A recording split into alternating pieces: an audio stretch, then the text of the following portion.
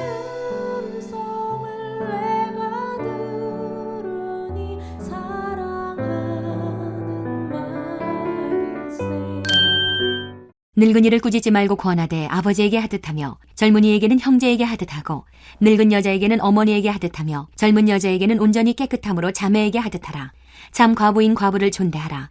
만일 어떤 과부에게 자녀나 손자들이 있거든 그들로 먼저 자기 집에서 효를 행하여 부모에게 보답하기를 배우게 하라. 이것이 하나님 앞에 받으실 만한 것이니라.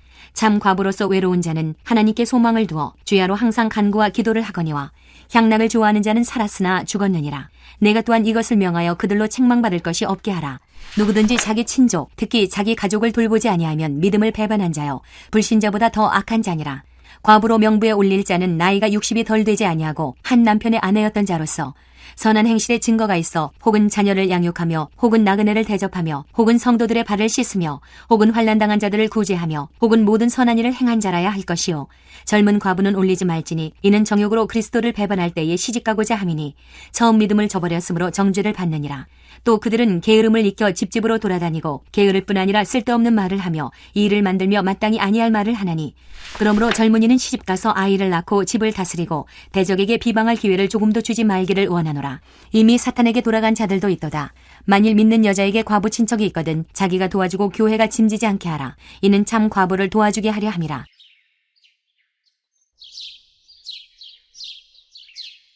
안녕하세요. 키티나는 목사 안상열입니다. 오늘도 주님 은혜 안에서 좋은 날입니다. 오늘은 디모데전서 5장 1절에서 16절을 통해서 가족 같은 교회라는 제목으로 은혜를 나누겠습니다. 교회는 어떤 것이 되어야 할까요? 여러 가지 많은 말을 할 수 있지만 오늘 사도 바울 선생님은 가족 같아야 한다고 말씀하고 있습니다. 교회의 어른들은 부모님처럼 대하고 젊은 남녀는 형제와 자매를 대하듯 하라고 합니다. 특별히 과부에 대한 말씀을 많이 하고 있는데 이를 통해 당시 에베소 교회에는 남편을 먼저 잃은 과부가 많았던 것으로 보입니다. 바울 선생님은 과부를 두 가지로 구분하고 있는데 참 과부와 젊은 과부입니다. 먼저 참 과부란 남편이 없을 뿐만 아니라 아무도 돌봐줄 사람이 없는 과부를 말합니다. 당시에는 남편과 사별한 여인들과 더불어 일부 다처자의 성향으로 남편에게 버려져 홀로 된 여인들이 너무나 많았습니다. 그래서 성경은 이러한 과부를 보살펴 줄 것을 말씀하셨습니다.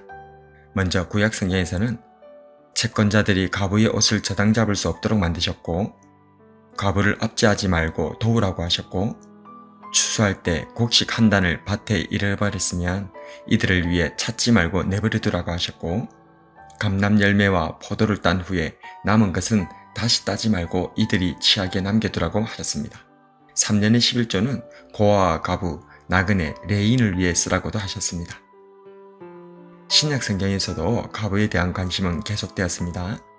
예수님께서는 과부들에 대한 사랑을 아끼지 않으셨습니다. 가난한 과부의 두 랩돈 헌금을 매우 귀하게 보셨고 나인성 과부를 불쌍히 여기사 그 아들을 살려주셨습니다.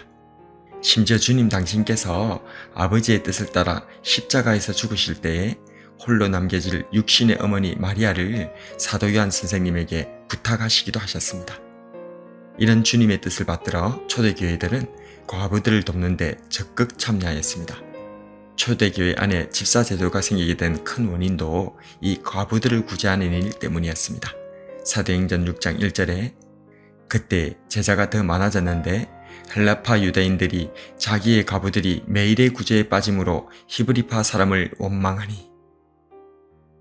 그런데 교회에 과부는 많고 재정은 한정적이었기 때문에 이로 인해 문제가 발생하기도 했습니다. 그래서 교회는 진정으로 도움이 필요한 과부를 구분할 필요가 있었고 이에 사도 바울 선생님은 진정 교회의 도움이 필요한 과부를 참 과부라고 표현하고 이들을 우선적으로 구제해야 할 것을 권면했던 것입니다. 하나님께 긍휼을 받는 교회가 적극 도와야 할 참 과부는 어떤 사람이었습니까? 돌봐줄 가족이 없는 사람입니다. 하나님께만 소망을 두어 주야로 기도하는 사람입니다. 세상적인 쾌락을 멀리하는 사람입니다. 60세 이상 되고 한 남편의 아내였던 사람으로 재혼하지 않은 사람입니다. 선한 행실에 증거가 있는 사람입니다. 그런데 이런 참 가부와는 다른 가부가 있습니다. 바로 젊은 가부입니다. 젊은 가부는 어떤 사람들입니까? 정력으로 그리스도를 배반하고 시집가려 하는 사람입니다. 처음 믿음을 저버린 사람입니다. 일할 수 있음에도 게으르고 쓸데없는 말을 하는 사람입니다. 그런데 여러분, 왜 성경은 이토록 과부에 대해서 자세히 말씀하시는 것일까요? 그것은 우리도 영적으로는 과부이기 때문입니다. 성경에서 과부라는 말은 상징적인 의미로서 하나님의 심판을 받은 예루살렘과 바벨론에 대해서도 쓰였습니다. 재앙을 받아 남편 잃은 비참하고 부끄러운 여인으로 취급당했던 과부들. 그럼에도 불구하고 어느 한 과부는 오직 하나님께만 소망을 두고 있었고, 다른 하나는 정욕으로 처음 사랑을 저버리고 그 영적 허전함을 온갖 세상 것들로 채우며 외쳤습니다. 요한계시록 18장 7절에 나는 영으로 앉은 자요 과부가 아니라 결단코 애통함을 당하지 아니하리라. 하나님께서는 참 과부를 돌보시는 분이십니다. 시편 68편 5절에 그의 거룩한 처소에 계신 하나님은 고아의 아버지이시며 과부의 재판장이시라. 참 과부를 깊이 사랑하시며 돌보시는 하나님이시기에 다윗 왕의 증조부였던 보아스는 과부이자 모압 여자였던 룻을 그 옷자락으로 덮어주었습니다.